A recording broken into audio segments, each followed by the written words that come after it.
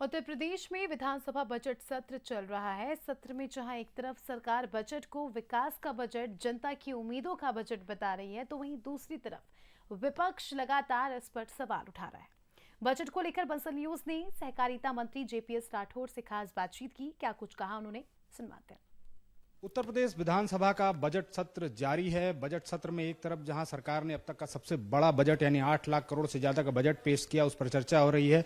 सत्ता पक्ष पूरी तैयारी से है। हालांकि विपक्ष ने तीखे सवाल जरूर पूछने की कोशिश की, कुछ शुरुआत में हंगामा भी हुआ, लेकिन ये बजट सत्र फिलहाल चल रहा है। बात करने के लिए मौजूद हमारे साथ सहकारिता राज्य मंत्री जेपीएस राठौर जी। सर, सत्ता पक्ष पूरी तैयारी से है, अब तक का सबसे बड़ा बजट पेश किया गया, लेकिन विपक्ष लगातार आरोप लगा रहा है, सवाल उठा रहा है, क्या कहेंगे?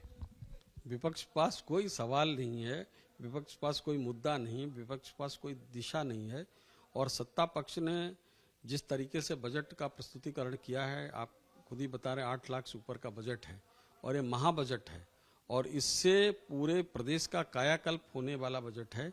और माननीय मुख्यमंत्री जी ने इस बजट में जो एक संकल्प लिया है, विशेष रूप से जीरो पॉवर्टी को लेकर, कि गरीबी के रेखा को हमको मिटाना है। तो जब गरीबी रेखा मिट जाएगी तो मुझे लगता है कि पूरा प्रदेश खुशहाल हो जाएगा। और माननीय मुख्यमंत्री जी ने एक और युवा उद्यमी योजना लेकर आए हैं, जिसमें जो बेरोजगार युवा हैं उनको रोजगार देने के लिए 5 लाख रुपए तक ब्याज मुफ्त उसको धनराशि उपलब्ध कराई जाएगी। और उसके बाद फिर उसको बाकी अगर सही समय पर जमा कर देते तो उसको बढ़ाकर 10 लाख तक कर दिया जाएगा।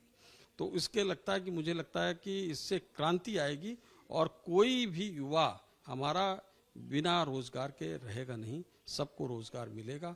और माननीय मुख्यमंत्री जी ने जिस तरीके से प्रदेश में एक कायाकल्प किया है और पिछले 7-8 सालों में उन्होंने तो बीमारू राज्य बना के रख दिया था, हमने इसको अचीवर स्टेट के रूप में बदलने का काम किया। सर, एक खबर की बड़ी चर्चा है, कई ऐसे सहकारी बैंक है जो बंद होने की कगार पर थे, अब तमाम बैंक जो है फायदे में है, उनकी संख्या बढ़ रही, तो किस तरह से तैयारी करके इनको किया गया, क्योंकि आपका विभाग है सहकारिता?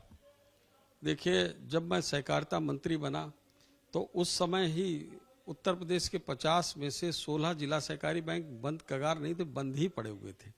उनमें कोई बैंकिंग गतिविधि नहीं थी। रिजर्व बैंक ऑफ इंडिया ने उस पर रोक लगा दी थी और हमारे सामने चुनौती थी कि उन बैंकों को फिर से संचालित कराया जाए।